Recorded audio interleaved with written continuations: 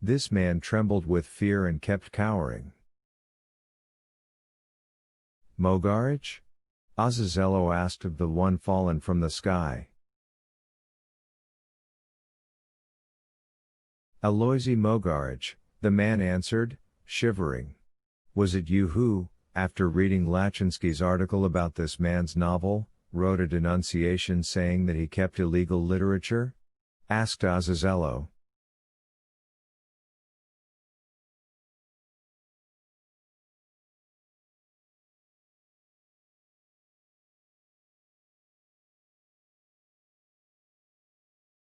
The newly arrived citizen turned blue and dissolved in tears of repentance.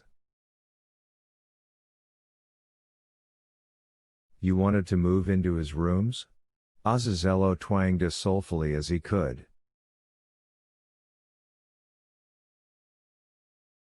The hissing of an infuriated cat was heard in the room, and Margarita, with a howl of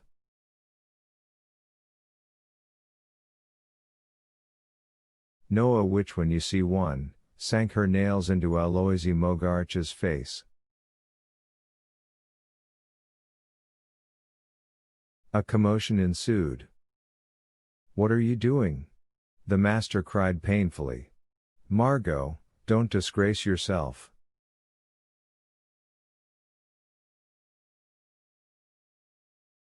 "I protest. It's not a disgrace," shouted the cat.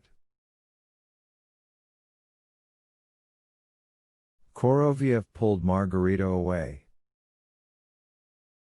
"I put in a bathroom," the bloodied Mogarich cried, his teeth chattering, and, terrified, he began pouring out some balderdash, the whitewashing alone the vitriol.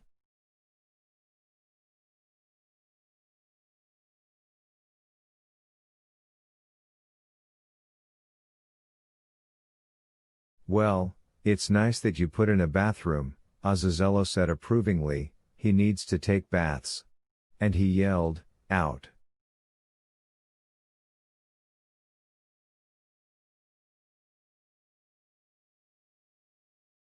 Then Mogarich was turned upside down and left Wolin's bedroom through the open window.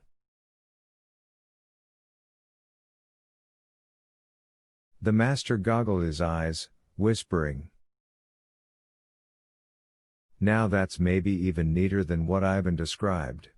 Thoroughly struck, he looked around and finally said to the cat, "But, forgive me, was it you, sir?" he faltered, not knowing how to address a cat. "Are you that same cat, sir, who got on the tram?"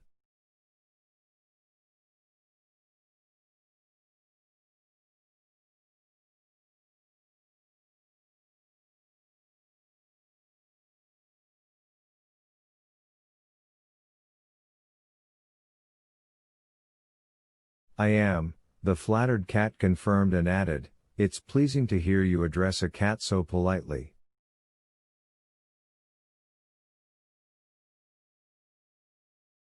For some reason, cats are usually addressed familiarly, though no cat has ever drunk Bruderschaft with anyone.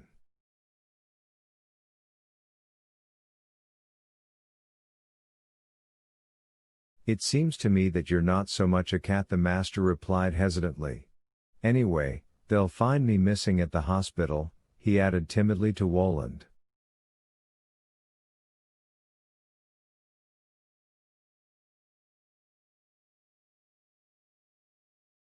"Well, how are they going to find you missing?"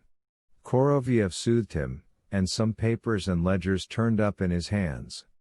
"By your medical records?"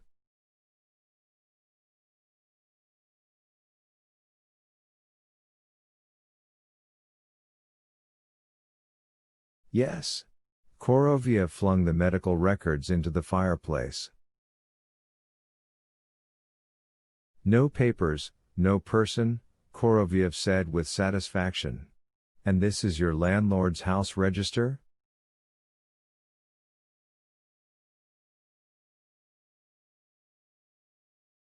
"Why, yes." "Who is registered in it?" "Aloisi Mogarich." Koroviev blew on the page of the house register. "Hup, too. He's not there, and, I beg you to notice, never has been.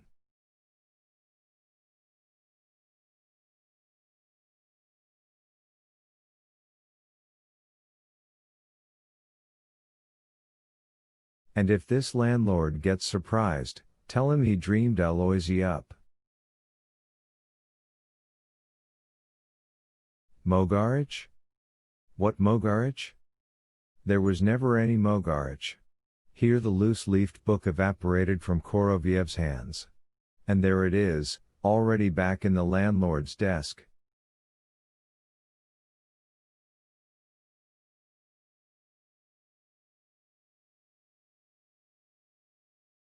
What you say is true, the master observed, struck by the neatness of Korovyev's work, that if there are no papers, there's no person.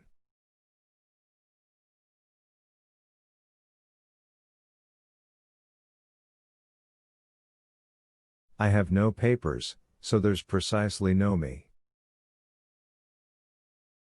I beg your pardon, Koroviev exclaimed, but that precisely is a hallucination. Your papers are right here.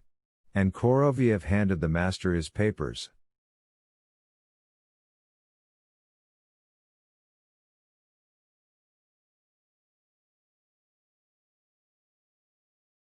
Then he rolled up his eyes and whispered sweetly to Margarita, and here is your property, Margarita Nikolaevna, and Koroviev handed Margarita the notebook with charred edges, the dried rose, the photograph, and, with particular care, the savings book.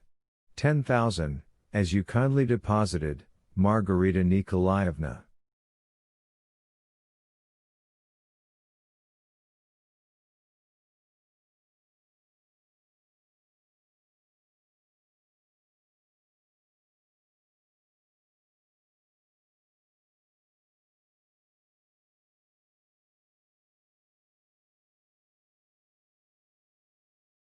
We don't need what belongs to others.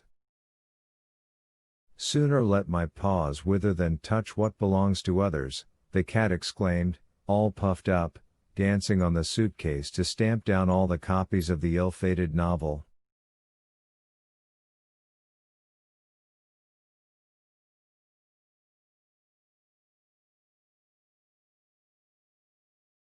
And your little papers as well, Koroviev continued, handing Margarita her papers and then turning to report deferentially to Woland, that's all, monsieur.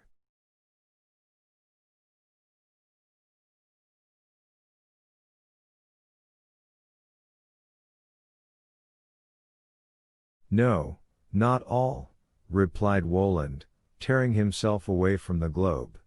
What, dear Donna, will you order me to do with your retinue?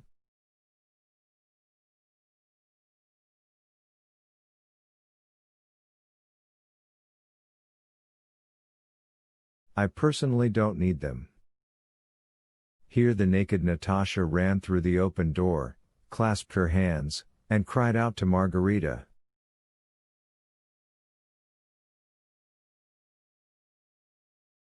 Be happy, Margarita Nikolaevna. She nodded to the master and again turned to Margarita, I knew all about where you used to go.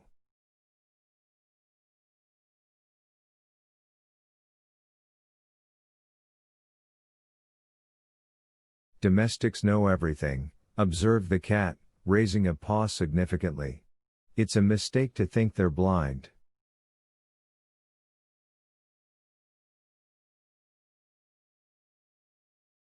What do you want, Natasha? Asked Margarita. Go back to the house.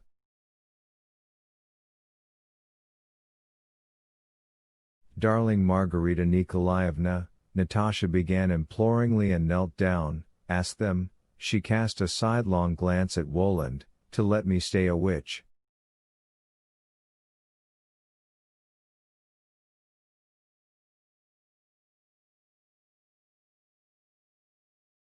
I don't want any more of that house. I won't marry an engineer or a technician. Yesterday at the ball Monsieur Jacques proposed to me. Natasha opened her fist and showed some gold coins.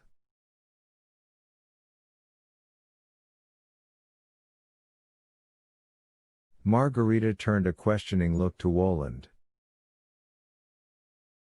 He nodded. Then Natasha threw herself on Margarita's neck, gave her a smacking kiss, and with a victorious cry flew out the window.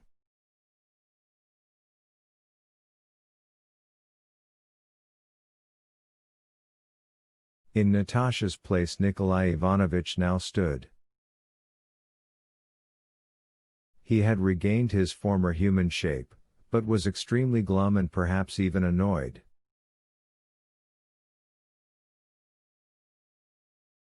"This is someone I shall dismiss with special pleasure," said Woland, looking at Nikolai Ivanovich with disgust, "with exceptional pleasure, so superfluous he is here."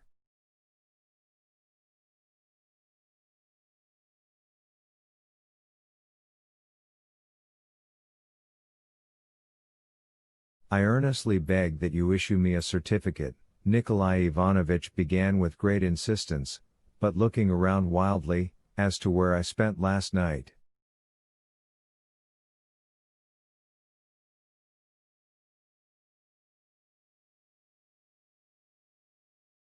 "For what purpose?" the cat asked sternly. "For the purpose of presenting it to the police and to my wife," Nikolai Ivanovich said firmly.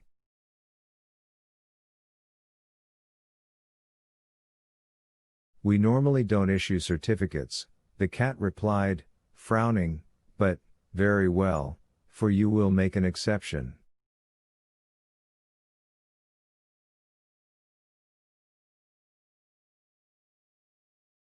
And before Nikolai Ivanovich had time to gather his wits, the naked Hella was sitting at a typewriter and the cat was dictating to her.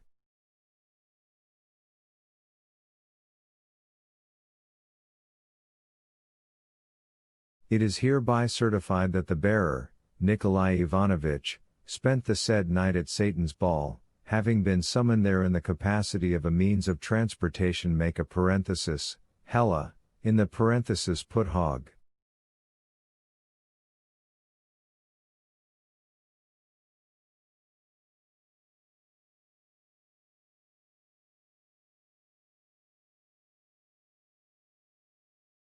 Signed, Behemoth.